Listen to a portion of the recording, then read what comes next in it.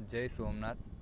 आज हम बात करेंगे किरातार्जुनीयम महाकाव्यम प्रथम सर्ग की। श्रिया कुरुनामधिपस्य पालिनीं प्रजा सुवृत्तिं यमयुक्तिवेदितुं सवर्णिलिंगे विदिता समायो युधिष्ठिरं द्वैतवने वनेचरम्। जब महाराज युधिष्ठिर जुए में हारकर पांचों भाइयों तथा द्रौपदी के साथ द्वैतवन नामक जंगल में निवास करते थे, उस समय उन्होंने दुर्योधन का समाचार जानने के लिए एक वनवासी किराता को ब्रह्मचारी वेश में भेजा था। वह सब हाल जानकर महाराज युधिष्ठिर के पास आया और कहने लगा, कृत प्रणामस्य मही भुजे जितां सपत्नेन निवेदयिष्यते न विव्यथे तस्य मनोन्न हि प्रिया प्रवक्तुम इच्छन्ति मृषा हितेशिनम्। कहने लगा, हे महाराज, दुर्योधन इस समय यद्यपि राज सिंहासन पर बैठा है, तथापि जंगल में रहने वाले आपसे डरता हुआ जिस जुए में छल से जीता है, उस राज्य को नीतिपूर्वक शासन कर रहा है। वह काम क्रोध आदि अंतशत्रुओं को जीतकर नीति का अनुसरण करता हुआ समय का विभाग करके सब कार्य कर रहा है, तथा नौकरों के साथ मित्र भाव, मित्रों के साथ बंधु भाव और बंधु के साथ स्वामी भाव निर्भिमान होकर दिखलाता है। उसे यह बड़े बड़े राजलोग आकर दरबार में कर देते हैं, तथा जो आदेश करता है उसे सब प्रमाण से पूरा करता है।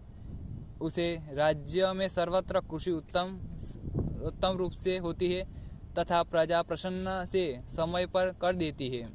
विश्व गुप्तचरों के द्वारा दूसरे राजाओं का गुप्त समाचार जानना रहता है।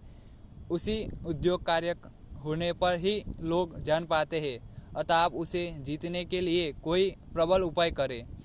इसके बाद युधिष्ठिर महाराज ने उसे पारितोषिक देकर विदाई करके उक्त समाचार भीम आदि सामने द्रौपदी से जानकर कहा।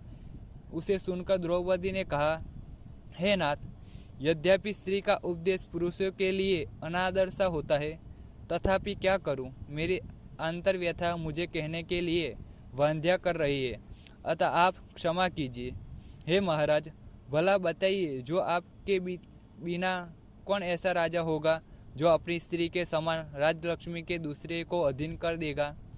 हाँ देखिए, यह वही भीम है जो पहले सुंदर पलंग पर सोते थे, किंतु आज जमीन पर सोते हैं, और जिन्होंने उत्तर कुरु देश को जीतकर बहुत सा स्वर्ण लेकर खजाने में रखा था, वे अर्जुन आज वलकर पहले हुए हैं, और दोनों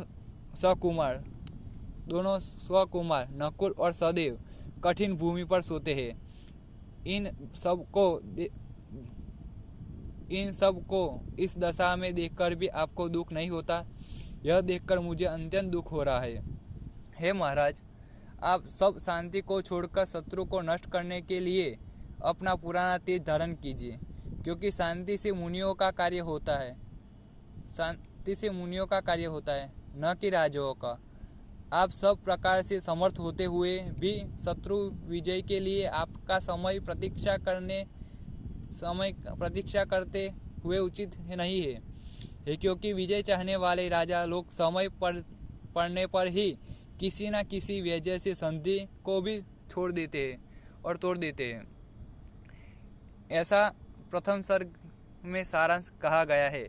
आगे के वीडियो में हम दूसरे सर्ग की बात करेंगे।